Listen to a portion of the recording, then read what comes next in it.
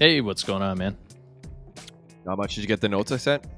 Yep, as usual, riddled with spelling errors, and I'm trying to understand it. So, says that we're interviewing a cowboy. It's you've got it as 2 words, but then it's Allen the Brick, Allen. So it's Brickman or Man Brick. Have you ever known anyone to be by the name of Man Brick before? No, Yeah, that's Allen. Yes. yeah. His name's not Allen. His name is a normal name. His name is Brickman Allen. Yep.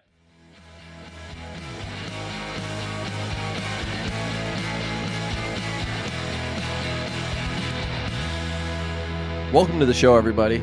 I'm Josh Cybulski, as always. Joining me back again in the saddle, Corey Leckie. What's going on, Corey? How's it going, everyone? Good. Things are good, man. Joining us today, we've got a guest he's a lot of things. He is a keynote speaker. He's an author. He is a survivor. He's a cowboy. He is a family man. His name is Brickman Allen.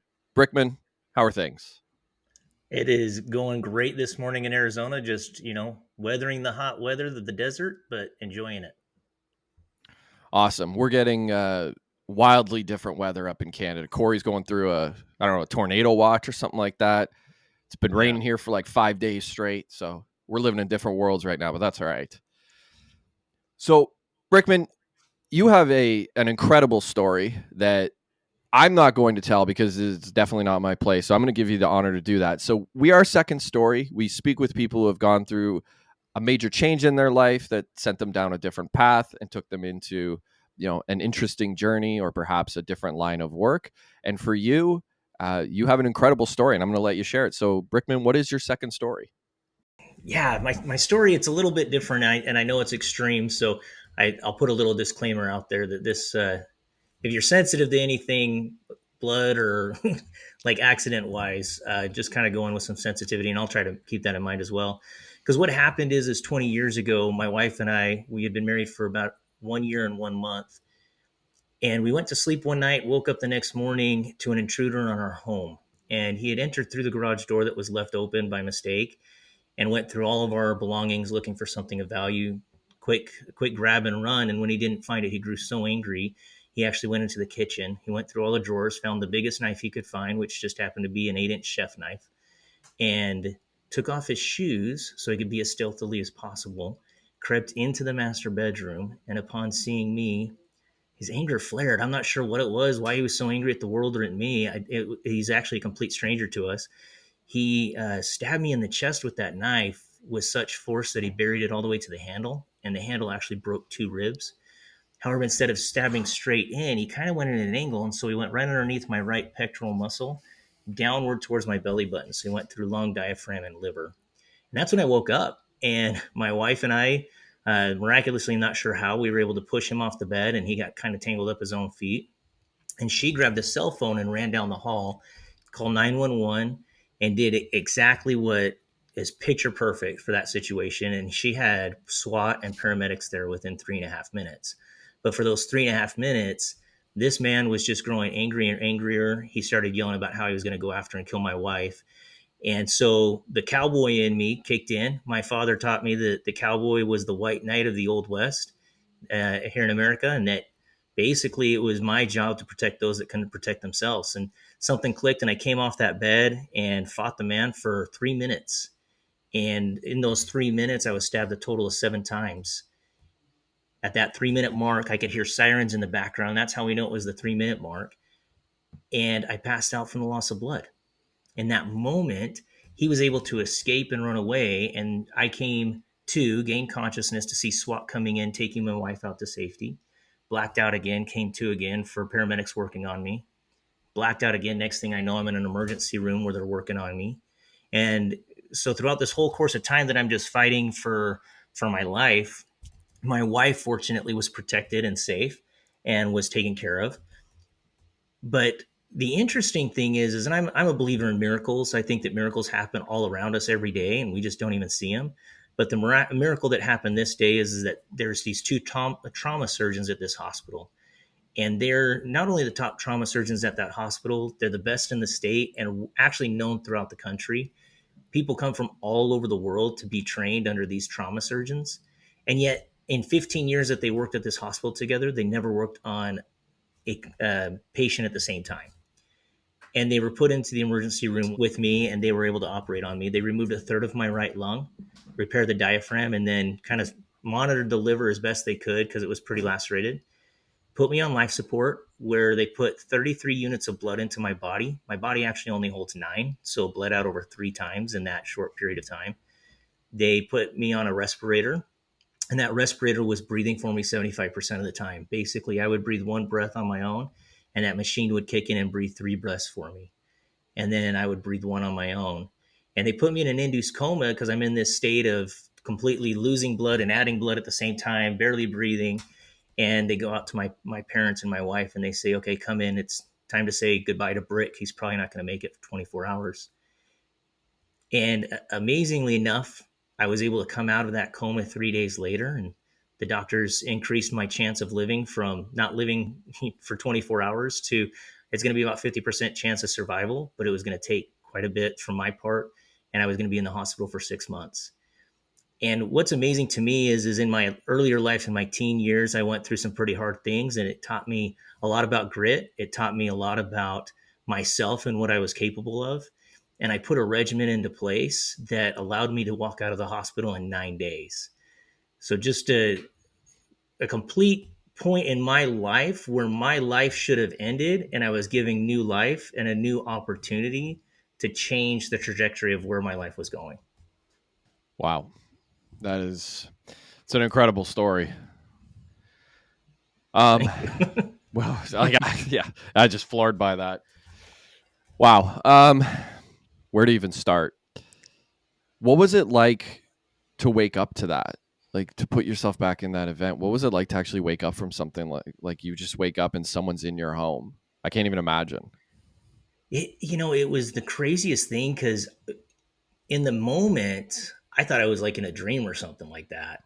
And then hearing my wife scream and kick at him and just feeling all this commotion, what we did is we both kicked at him at the same time, and he kind of went off the bed and got tangled up in sheets and everything like that. But it was seriously one of the most terrifying moments in my life. And fear and I have this kind of weird relationship. So I grew up, cowboy, grew up riding horses, training horses. I was taught that when you get knocked out of the saddle, you get right back in. And in a weird way, my parents kind of taught me that fear is an indicator of opportunity. And if you can get past that fear, you're going to find greatness on the other side. Some of the greatest horses that I've ever known were some of the hardest to figure out and get through that point of them throwing their rider. And so that fear from a young age was kind of pushed out of me. So this was actually the first time I actually remember feeling fear in my entire life, was that moment that I woke up. And then, of course, I felt it again the first night after I was brought out of my coma, because here I am in a hospital room. They put me in complete lockdown where nobody could be in that room with me, and was stuck in this bed in a vulnerable place. And I knew that the guy had gotten away. Wow. I was attacked one time in my home. It was a much different situation. No knives involved. He used his fist. It was someone that I knew. But still pretty terrifying to get attacked in your own home because you feel like that's your safe place. What I remember most about that, though, was the months after and fearing that they were going to come back for me. Did you have any of that anxiety and fear after the fact? Listen, I don't want to sound like I'm just this crazy guy that's like cowboy up and get through it, but I was able to get past the fear pretty quick. My wife, actually, we sold the home. She couldn't go back to the home, and bless her, her road to recovery was completely different from mine. But the first day that I was out of the hospital, I wanted to go back to the house, and nobody would let me. And I waited until I was off pain meds so I could drive myself, and I went back there. And the first time that I went by myself. I went at night when it was dark, and I went and sat in that room until I could control my breathing. Take the bull by the horns, just get through it and face that fear, as my parents taught me. and I don't recommend it for everybody. My wife could not have done that. I mean, that it's pretty extreme, but it's just the way that I'm kind of built. And so what's crazy to me is, people always ask me, do you sleep with like a gun? Do you have like a bat at the side of your bed? You got a big dog? I've had them over the years. They never really did me anything to bring me that peace of mind. So kind of a weird way to answer it, but I think there's sometimes in our lives where we need to face our fears and just go at it headstrong, and other times where we need to be a little bit more delicate in how we handle that. Did you ever have issues with actual sleep after that? I did for the first couple of nights, and then I'm a firm believer in God, and I just put my faith out there and said, God, you've given me this new walk in life, this new opportunity. If you want me to make something of my life, I got to move on. I can't. And through a process that I went through, kind of reaching out and just faith filled and whatnot, able to forgive the man, able to live pretty much without fear in regards to it happening again. And so I think that there's power in finding that support, whether it's through a higher power, through counseling, or whatever. You've got to go someplace to find that rock and that sturdy place you can live on. So I went through something in the hospital where I was in the hospital for about 5.5 weeks. Very, very different from your situation. But I can remember, and I used to call Corey all the time to tell him how I was feeling, just the mental strife of not being able to live my life. Like I had a 1-year-old and a 4-year-old at the time. I was missing them. It was during the pandemic, so I didn't see them. It was really mentally challenging. For you, obviously, very different situation, laying in a hospital bed, not knowing, in your case, if you're going to live. What were those days like where you're actually just stuck mentally inside of your own head? I talk about that. I went back to my high school days, and that's where I went. I mean, I had kind of experienced the whole not sure if I was going to be around the next day, and back then it was because I was suicidal. I was depressed. But the thing that brought me out of that and kind of helped me to understand things is if we recognize the world around us as filled with people that will cheer us on, will uplift us, will provide help whenever we need it. All too often, especially this cowboy in me, I want to do it myself. I'm pretty headstrong. But when we put ourselves out there and allow other people to come in and bring assistance, it changes things. And the crazy thing is the way that I learned this in high school was I had this buddy, his name's Spencer, and I kind of watched him. He had friends everywhere, and I'm trying to figure out why he had friends, and he just always had this smile on his face. And I recognized that he'd walk up to somebody with a smile, and they couldn't help but smile back. So as a 16-year-old, I did an experiment, and I started smiling at everybody and realized they started smiling back and being friendly. Well, when I'm in the hospital, I'm in this trauma center, and we're actually in the burn unit where it's some of the most painful healing that you can imagine. And so you got all these patients that are just absolutely in pain, yelling at nurses to give them more meds. And I could see these nurses were just stressed beyond. And so every time this nurse would come in, I'd smile. I'd say, "Hey, how's it going? Oh, you're my favorite one. So happy to be here. And have you taken care of me?" All those things. And it was amazing how these nurses became the greatest force. I don't even remember any of their names, but they became this driving force to lift me up and to bring me happiness and peace when my parents and my wife couldn't be there. And one of the things that I had to do before I could leave the hospital is I had to walk around the entire floor of the hospital, the far perimeter. And when I'd start walking, these nurses would actually come out and cheer me on. "Come on, Brick, you got it. Just come on a little bit further. You got it in you." And what's amazing to me is, as somebody who hates asking for help, when we open up to it, strangers are the most amazing individuals that will step up to the plate and make us feel worth being on this planet, you know? So I get it. You're such a dark place. You can't have your family around you all the time. You feel bad when they are around you all the time because you're just taking them away from what they need to do in life. And so you have to rely on those strangers for those tender mercies and those opportunities to lift you up. Yeah, it's so true. Yeah. I remember, Josh, when you were in the hospital, you telling me about, some of the doctors and nurses that were just ignoring you and how you felt about that. But then there was a few that were very instrumental in you getting out of there, right? Yeah. Yeah, I wrote the acknowledgement for my next book, and in it I thanked a couple of the doctors who were a huge, like, literally changed my life around by figuring out what was wrong with me. some of what was wrong with me. There's a lot they're never going to figure out, but you get the idea. We all got things wrong with us. So it sounds like you used a lot of positivity, positive healing to get through that. I do want to go into your teenage years, but I do want to stay on this story for just a second.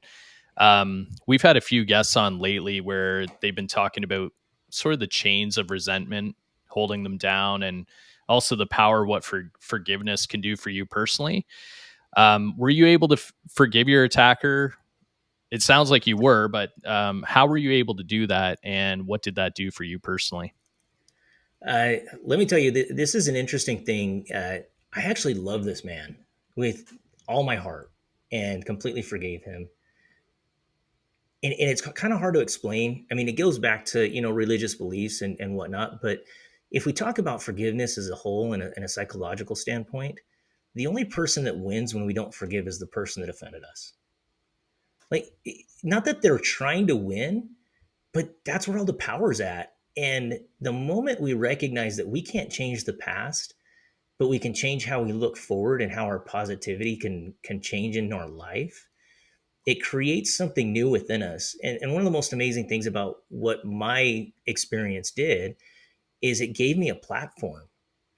You know, I'm so grateful for this experience, and I'm grateful for this man and his meanness. He's in prison, by the way, and he's going to stay there for a long time, and he deserves to stay there in the sense that he just causes problems, right?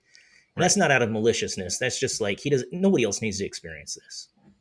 But on the other hand, I've been given the opportunity 300, 400 times to stand up in front of youth throughout the world. I mean, travel to Europe and everything, and share this story with them and kind of shock them off their phones. They're so addicted to their phones, and it shocks them out of their phones. And then I can teach them something about being positive, mentally strong, and have some grit. And so I look back at this as one of the most amazing positive experiences in my life, even though it was so hard. So once you get to that point where you find the greatness in what you go through, the person that puts you through it you're almost grateful to them. It's kind of a weird thing. I don't know if that kind of explains it, but it helps in that forgiveness process. Now I'll tell you, on my wife's side, it took her about 10 years to forgive the guy. I mean, so we all do it at our own speed. I did mine pretty quick. It was within a matter of weeks. I kind of felt purpose and found a love for him, but that's not for everybody. And we all got to recognize that we all heal on different levels and speeds.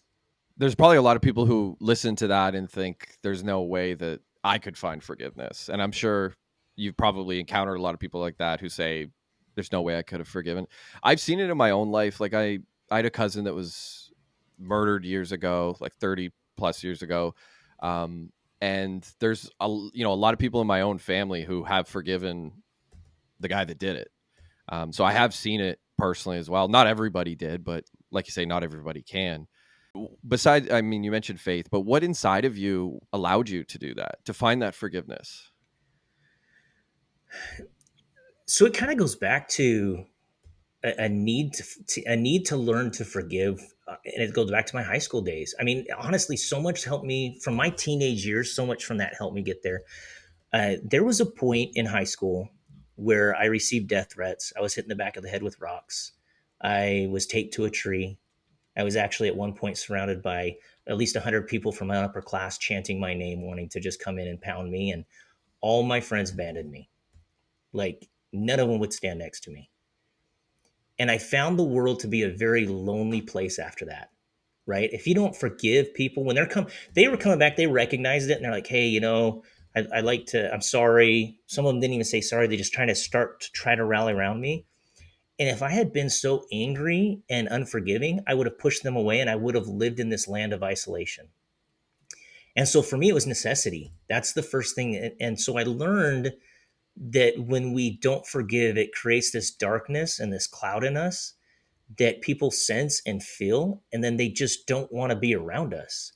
And if we continue down that path, we live in such a place of isolation. And as human beings, we were not created to be separate. We were not created to be hermits. We're created to be around people, to interact, to be social. You look at children, that's what they do. They gravitate towards each other. So forgiveness does the opposite of that. And so For some people that may never be able to forgive, it's you don't have to necessarily forgive it, but you have to let go of that darkness and that anger. Otherwise, you're going to find yourself more and more alone. Yeah, I've seen that in people in my own life that I've known who, I have some friends that had not great upbringings, parents that were abusive, and it's held on to them for 30 years, and even in their 40s it still holds them, and they've never been able to find the forgiveness, and it's literally like not destroyed their life, but it's controlled great portions of it, led to mental health issues, drug abuse, alcohol abuse, stuff like that, and I don't know that they'll ever let it go, but I feel like they'd find a lot of peace if they could find forgiveness ultimately. It's empowering. I mean, I'll be honest with you. I know the day I can still picture my wife in the day that she finally felt that full forgiveness of him, and it was like she felt like she could live again.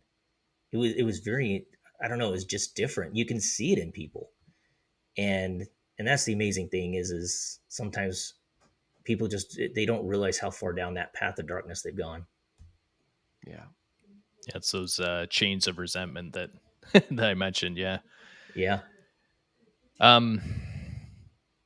So thinking about your experience as a teen, um, you've got your book, The Bully Guard. You've talked about that you were depressed. You've had suicidal thoughts. What's the biggest piece of advice that you give to teenagers about teenagers that are having suicidal thoughts? You know what? One of the things is that that's such a final stage that all that it's going to do is it's going to prove to the world how much you were loved. Like it doesn't make sense, but and if you're suicidal and you're just craving that love, the world's going to see it, but you're not. And so it's such a final thing that puts you in this place of just beyond repair, right? But what we have to understand is the universe, karma, whatever we want to call it, God.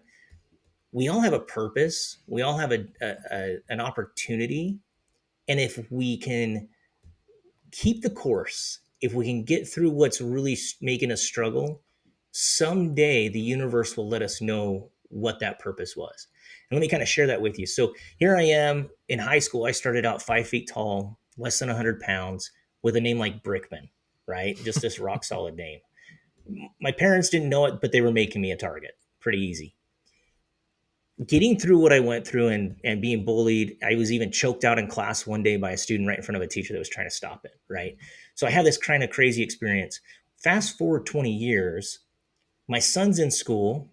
Now get this, he weighed less than 90 pounds going into high school, less than 5 feet tall, and I named him Rockwell. Like, Mm-hmm. talk about parents not learning anything from growing up, and they're, like I didn't even remember all that. Well, crazy enough, around ninth grade, he gets choked out in class one day. And I go pick him up from school because he gets suspended because he pushed the kid off of him. Like, how stupid is this? Is that our kids can't even push somebody off them and they get suspended. I kind of called out the administrator. He's like, look, I agree with you 100%. My hands are tied. I said, well, I'm taking him for ice cream. We're going to go have some fun. We're going to go play video games together. And the administrator says, perfect, do it, please. I mean, he was a good guy. His just hands were tied. But as we're driving home, all of a sudden it dawned on me that the universe, God, whatever we want to call it, karma, I knew exactly what to say to my son in that moment to keep him from starting down the path towards depression and suicide. And we had this amazing conversation, turning point in our relationship, helped me connect with the son that I was having a hard time connecting with. And all of a sudden, because I was constantly looking back on my life, trying to find the positivity from every experience, every negative thing that ever happened, all of a sudden, every experience I had in high school about being bullied was worth it. Because when you got a son that's struggling and you can actually reach out and be like, hey, Rockwell, I've been there, man. Let's talk. It changes. And all of a sudden you go from resentment and hatefulness and darkness about an experience in your life, and it becomes something of light and positivity that you can actually share. And that was the catalyst actually that changed everything. That's why I wrote The Bully Guard, is I realized there's a lot of kids out there going through this and they don't feel like they have a place to turn, but they're surrounded by people that love them. They just don't, they can't see beyond their own depression and fear and anger. Do you remember what you said to him? I did. It was very faith based, but I basically said, I said, Rockwell, why do you think God let that man do that to you? That's a hard question for anybody, but for a Mhm. 15-year-old, right? And I told him all my stories, and we had talked about it years before. I kind of share my stories with my kids. I'm a storyteller. And he kind of paused for a second, and I was a little bit worried as his face kind of fell, and then it kind of started to brighten up. And I said, what just came into your mind? He said, maybe God let this happen so that when I get older, I know how to help people going through this. I get a little bit choked up because it's like, man, I didn't feel as a parent on that one. Yeah. Um, Wow. but how interesting is that he saw that maybe sometimes things happen just so that we can lift somebody else in the future. Yeah, That's that's incredible. amazing. Yeah, Yeah. really. I've seen, I forget where I read it, but I've read where you've said that the last years of school were some of the happiest memories of your life. I'm sure they weren't when you were going through them, but you've called them some of the happiest memories. What do you mean by that? So here's the interesting thing, because I started to really experiment with who I was and to not let that darkness overtake me. I ran for student council. I was elected senior vice president. I ended up getting surrounded by.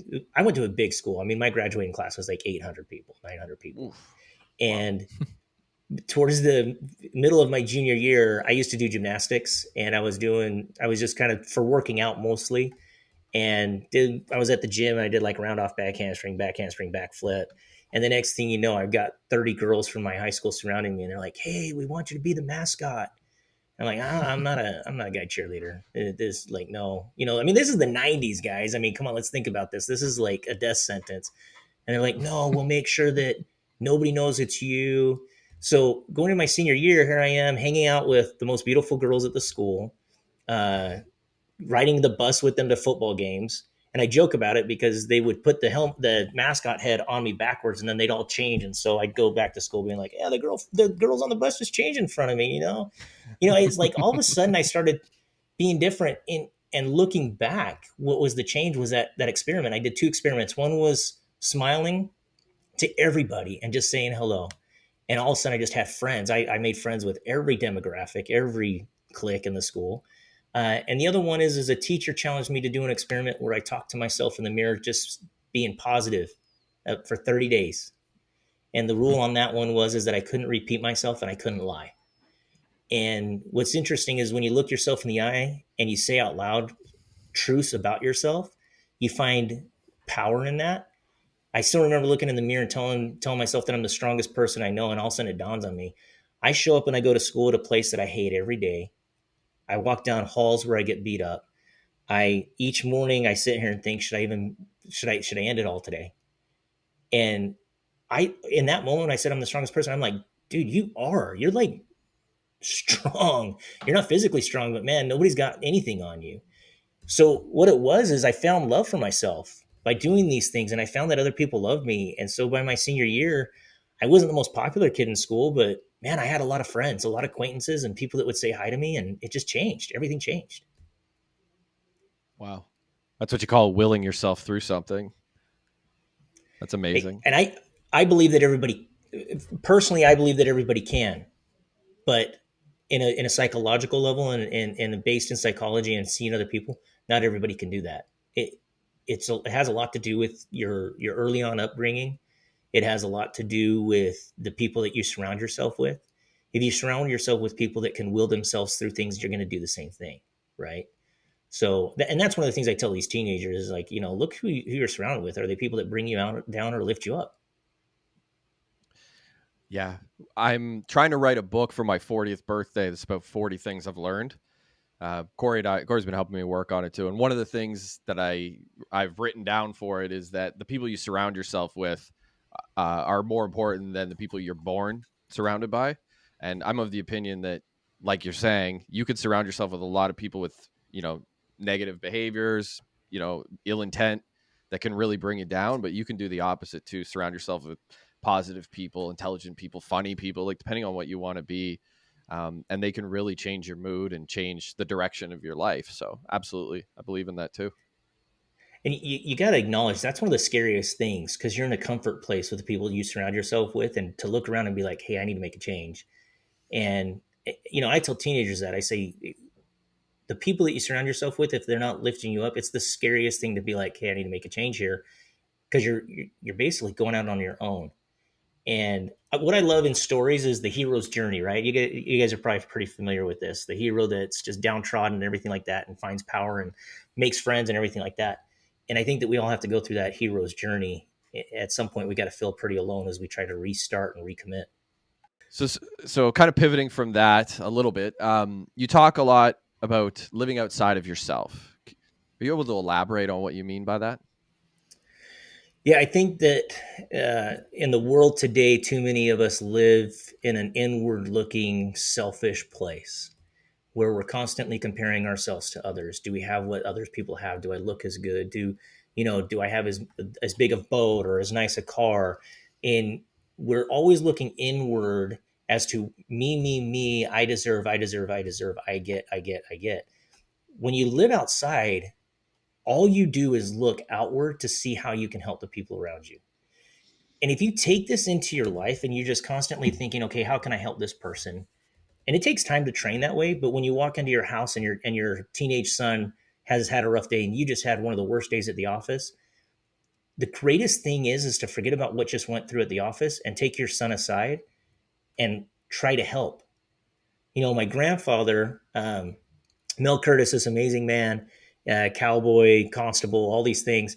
He would say, when you're in your darkest place, look out and serve somebody, and you'll find the light.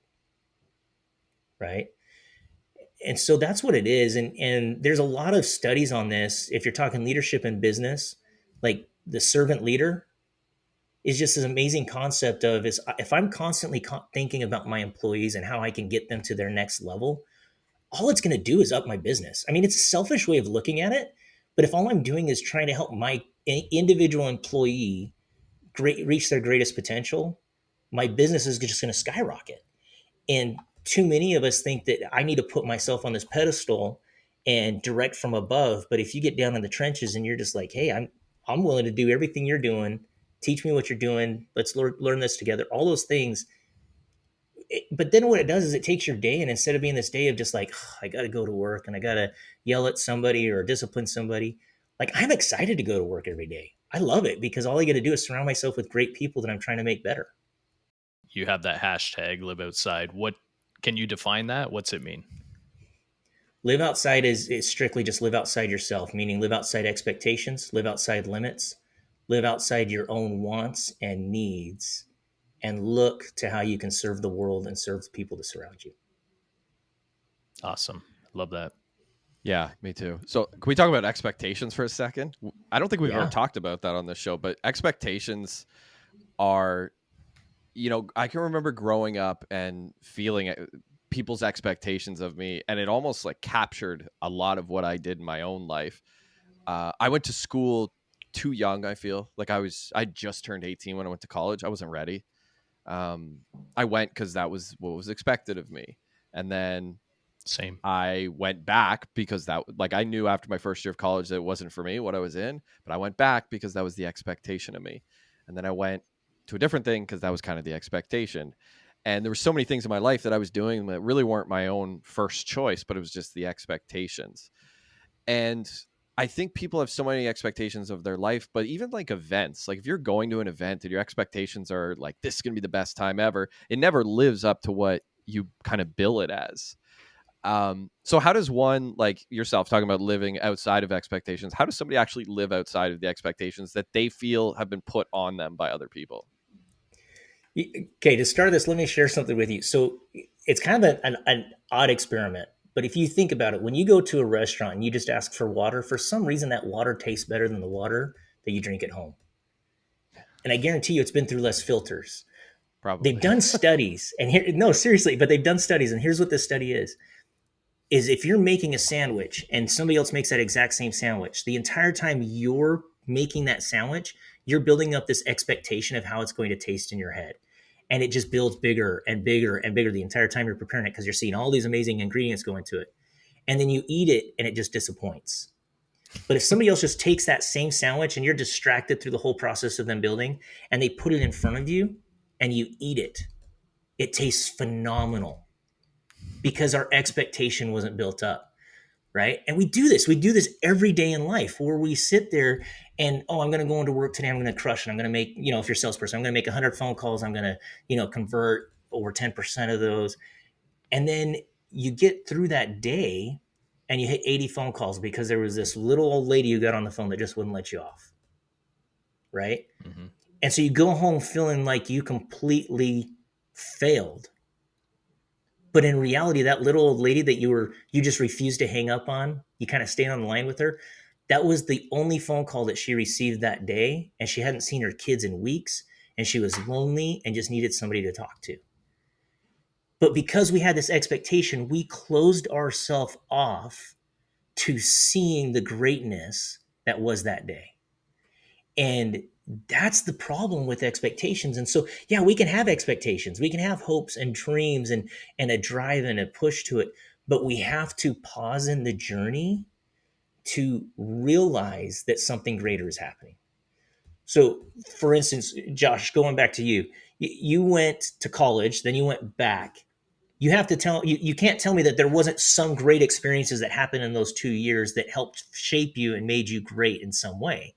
It's just you may be caught up in the fact that I didn't want to go and it wasn't for me. And I trust me, I did the same thing. I went back to school in my late 20s, early 30s in order to get a degree that I've never used, right? Just to fulfill a goal. Yeah. But but that's the thing is we have to pause in our life and we have to be like, okay, let me look at my day. This day didn't go as I expected, but what great thing came from it? And then sometimes we learn that it was a better day than we could have planned. Yeah. Seeing the good in everything, right? Because there is good in just about everything, or there can be if you can find it. For sure. It's crazy to say that, but I've got so many stories of just things that went absolutely wrong for me. And I get it from my mom. My earliest memory is my mom, after I'd been injured, having a conversation with me about why do you think, and again, she asked that same question I asked my son, why do you think God let this happen to you?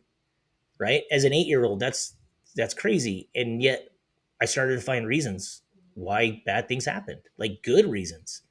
And so fortunately, my mother raised me in such a way that when something bad goes wrong, I can just sit there and think, what was the good that came from this? And I always find it. And we can always find it. Mm-hmm. Yeah, I mean, we've talked about it on this show. My father died when I was pretty young, and as horrible as it was, there was a lot of things that I learned from that journey that I took out of it that I still carry to this day that, I teach my kids about and stuff like that. Like, again, terrible event to have happen, but there was some things that I was able to take away from it and carry through my journey. The expectation thing, man, I have trouble with that.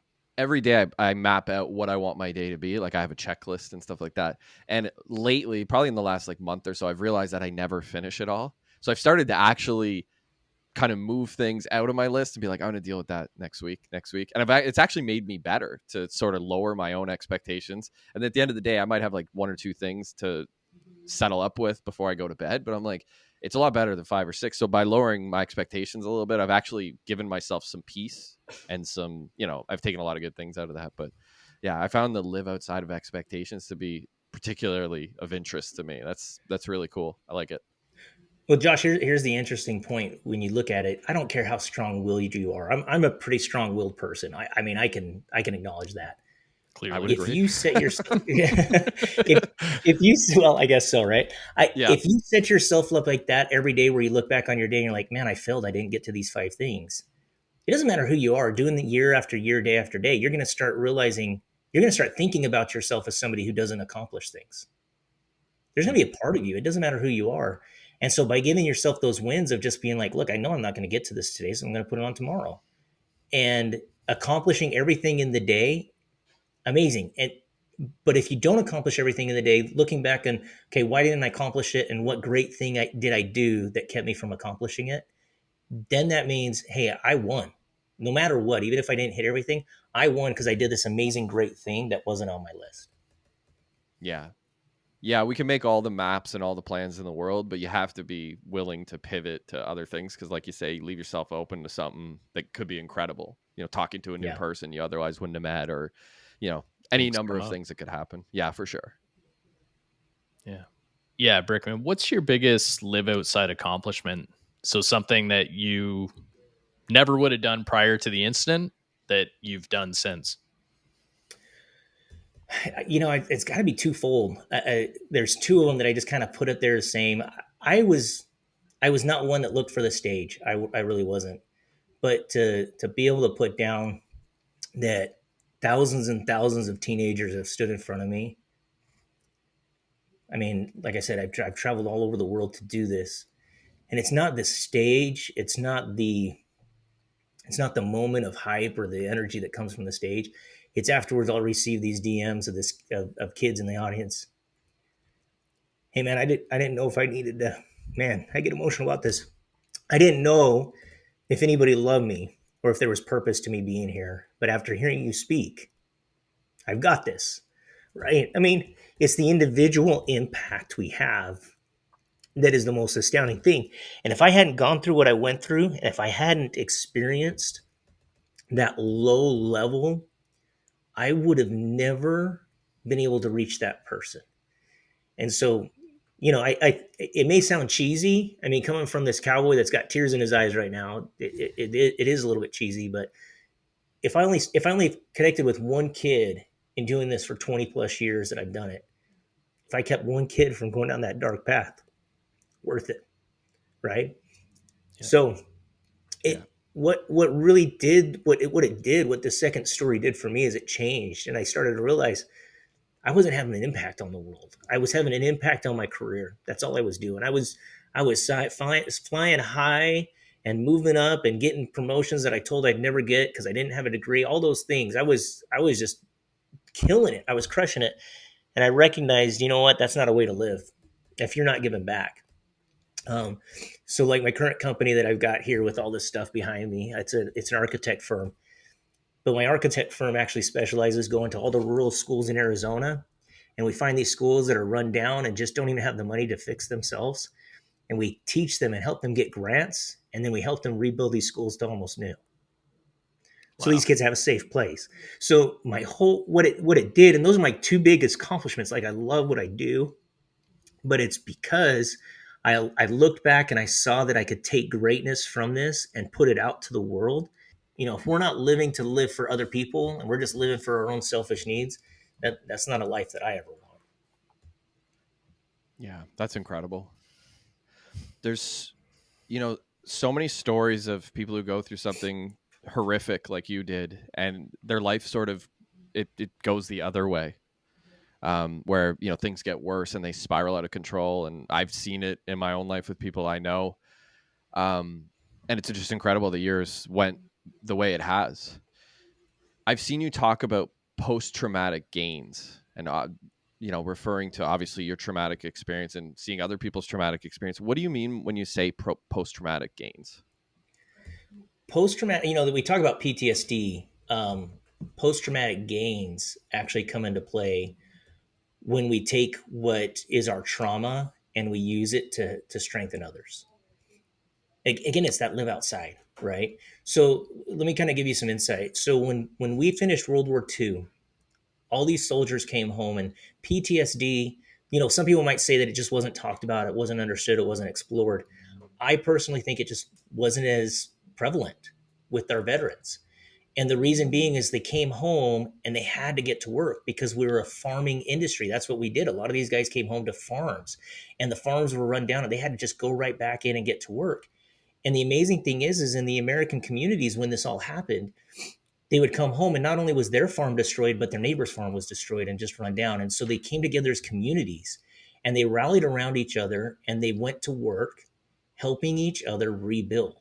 I would love to do a study to see if that really was the cause, because I honestly believe it was. Because what happens to our veterans now is they come home, they meet in groups where they just talk about what happened, but there's no building, there's no uplifting, there's no getting down and dirty in the earth and working, you know.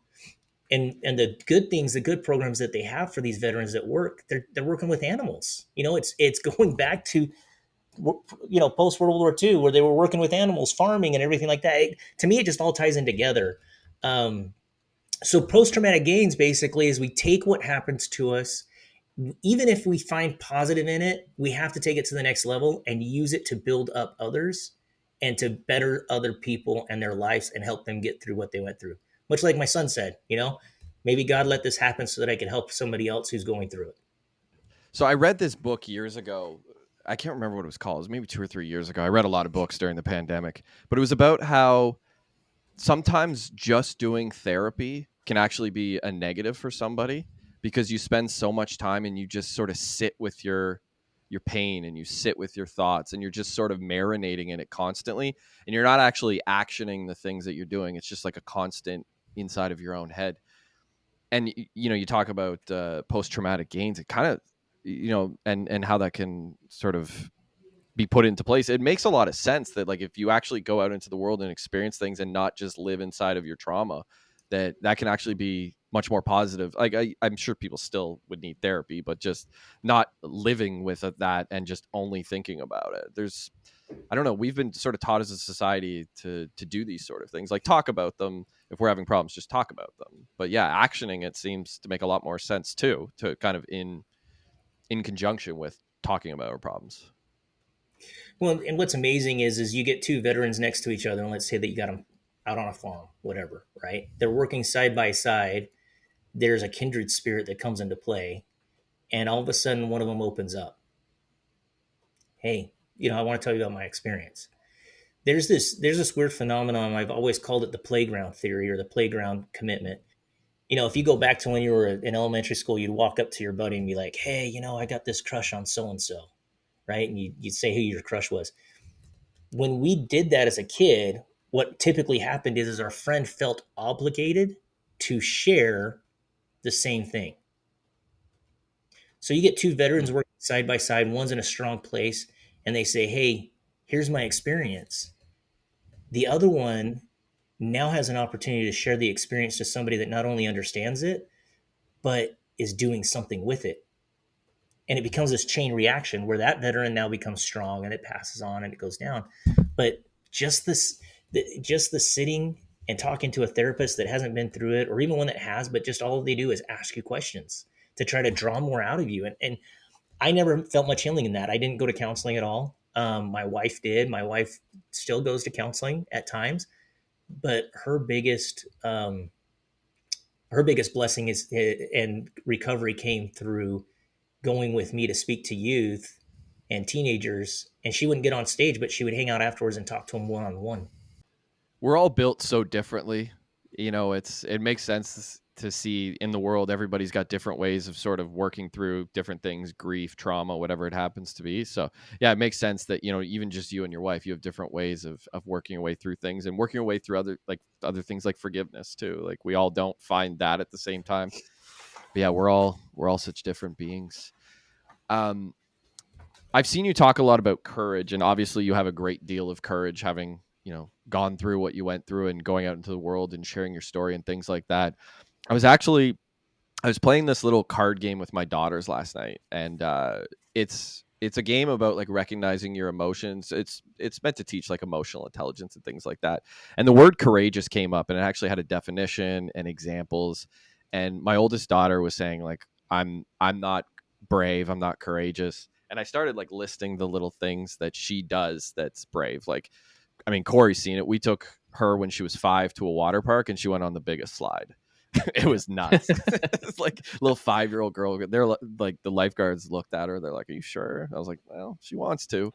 But it was interesting that to go through that and kind of see her understand what courage is and how she's had it in your own life. And I don't know that I necessarily see a ton of courage in the world right now. Like, there's certainly moments of it where I see, but we almost teach kids to be, like, safe and not take risks and not sort of put themselves out there and do something that does take courage.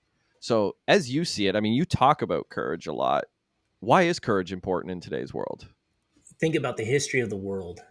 The greatest events that ever occurred, the greatest standing against tyranny, standing against hatred, came from one person that had enough courage to take the first step. and then people rally around him, right? One of the most amazing pictures, Pulitzer Prize winning pictures, is this man, Tank Man, standing in front of this line of tanks, right? He's got his groceries. He's just this man coming home from a grocery store. He just planted himself there. And what's amazing to me is his courage not only spurred on a world, I mean, it inspired the world, but it actually inspired the first person riding that tank that said, I'm not doing it. I'm not running him over, right? I mean, it's like that courage is so needed, because when the individual stands, the next person it's just a little bit easier for the next person to stand. And, you know, we our biggest fear that a lot of us have is that rejection from society, or especially among teenagers. It's that rejection of being in the popular group, and you want to be surrounded by these problems, whatever it is, right? But the amazing thing is when we're true to ourselves, it's when the right people rally around us, when we're absolutely true to who we are. And it takes courage to be your true self, you know. And that's why I think that it was so amazing that at 16 years old I did this whole talking in the mirror experiment, and I walked away from it. I had one teacher stop me and said, what happened? Because you used to walk around this school like you were in hiding, and like you were so inward, everything was inward with you. He's like, you now stand straight up, shoulders back, head straight, look everybody in the eye. What happened? It's been 45, 50 days. What is going on? And that's when it sunk in, is like, it's because I love myself. And when you love yourself, it's easier to have courage because you know your purpose. I don't know if that makes sense, but it's just kind of, it's my whole thought process around it. I think courage comes from who you surround yourself with and how much you love yourself. Yeah, I would agree. Nice. And I think, you know, before we came on to start the show, Corey said that people are craving authenticity when we were just talking beforehand. And I think that it's 100% true. People really are craving it. But I think what authenticity takes is courage to actually be your most authentic self, like flaws and all. Like, I'm going to put my entire self out into the world and be who I am and be honest about what I feel. Man, that takes a lot of courage, because I would say pretty much everybody who does that, who is authentic, has some form of an unpopular opinion or has some uncomfortable thing to tell people that takes courage to say. And I think that's why. Yeah, What? vulnerability too, like showing how vulnerable they can be. Yeah. Oh, for sure. Yeah, I mean, we know Yeah. yours, obviously. Well, for like 10 years, probably doing this 20 years, for 10 years, it was like I had a moment of pride where it was like, I've never cried on stage. I get a little bit emotional, I'll keep it back. And the one day that I like kind of let those emotions show in their full force is the first time I got a message from a kid saying, you saved me today. You know, I thought, man, that's all I got to do is just let myself be completely out there. And it changed. And so what I started to recognize is that the true power in that being who you are is embracing your flaws. So crazy enough, in school, I'm this small little kid. I'm going to show you guys something. You guys can kind of describe it on the podcast. But not only am I the smallest kid with the toughest name, when you're being bullied, you kind of look down. You always are looking downward, right? You're trying not to see, look people in the eye, and then you bump into somebody because you're not looking forward. Well, when you look at when that happens, the natural tendency is to look up with your eyes and not with your head. Check out what happens when I look with just my eyes and I go up. I can't control this. Yeah. Like I have. So now I'm not only this weird kid that's like small with a big name. Every time I look up at somebody, my eyes split apart and almost disappear out the sides of my head. So I'm the weird kid with the lazy eye now, right? And what's so amazing is when I finally embrace this and I would just do it on stage or whatever, kids love it. They think it's the funniest thing in the world. And so this thing that I always saw as this flaw, this debilitating thing, has now become a punchline that I've embraced and I love.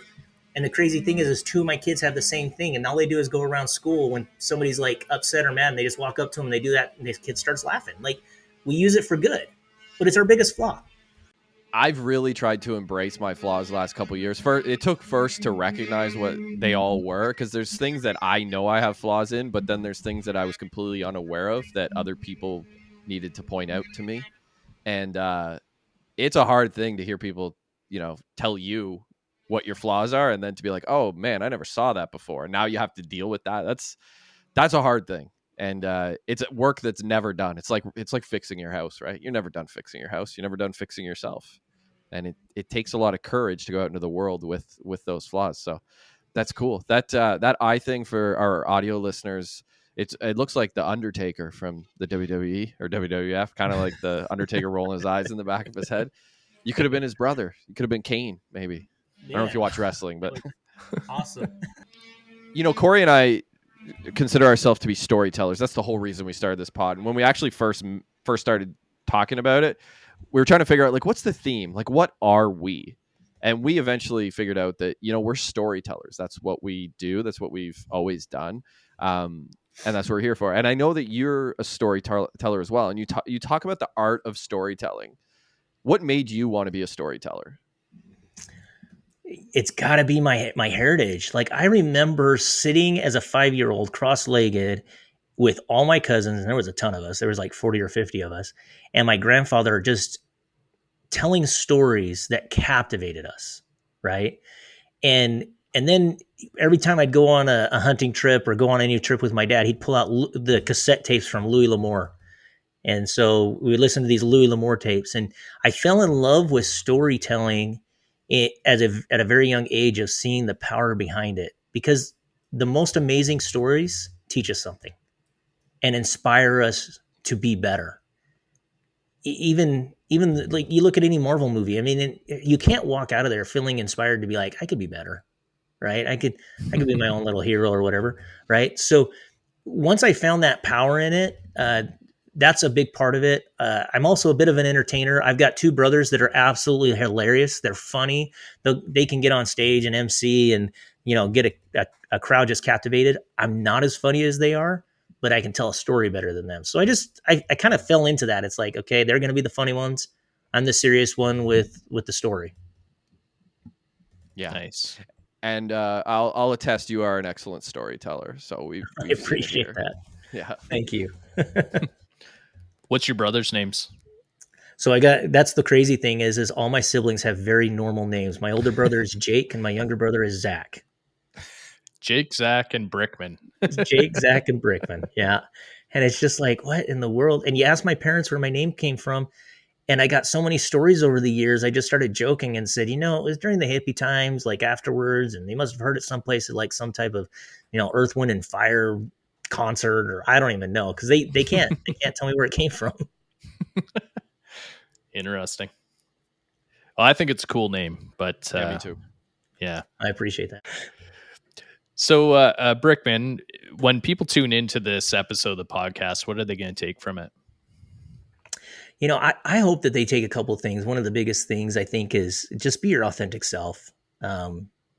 Be happy, love who you are, and look outward. Help other people. There is so much power in helping other people, lifting them up. One of my favorite sayings is that when you come to a river and you find a man who wants to reach the other side, lo and behold, as you help him cross the river, you find that you've made it as well. Meaning, you know what? When we help others, that's where we find success, and that's where we find growth. And go out there and just love people, forgive, let that anger, let that hatred go. But more than anything, it's love yourself and see the power that you have in this world, because each one of us has a purpose, and it's not to sit there playing video games. It's not to sit in our house on the computer or scrolling Instagram. It's to live with greatness. It's an amazing message. Absolutely. Where can people find you, Brickman? So my website, brickmanallen.com. I'm on Instagram as The Real Brickman. And then my book is on Amazon right now, The Bully Guard. Talks about all my times in school. The book's a little bit different for those of you that are listening that may have a teenager or somebody struggling. It tells my story as it was, but at the end of every chapter, I dissect what happened in the chapter. Hey, if you're going through this and you're dealing with suicidal thoughts, these are some resources you have. If you're feeling like you don't have any friends, here's how you go make friends. So each chapter is ended with this great little section that teaches how you can overcome what I went through in high school in that moment. So those are kind of the best places to get me. You can always reach out, anybody. I'm always open to a conversation and meeting and talking to people. I love it. So you can DM me or email me and through my website, and I'd love to connect with anybody. Amazing. Yeah, we appreciate you coming on our show so much. Your story's incredible, and I was thrilled to interview. It was an honor. I appreciate that. I love this. I love what you guys are doing. This is such an amazing thing, and I think that more people need to be able to tell their second story. And there's a lot of times in telling a story that you find your own truth. You discover things about your own story the more often you tell it. So you guys are giving people a platform to find greatness in what they've been through. So kudos to you guys. That's amazing. Thanks, man. Appreciate that. Thanks so much for that.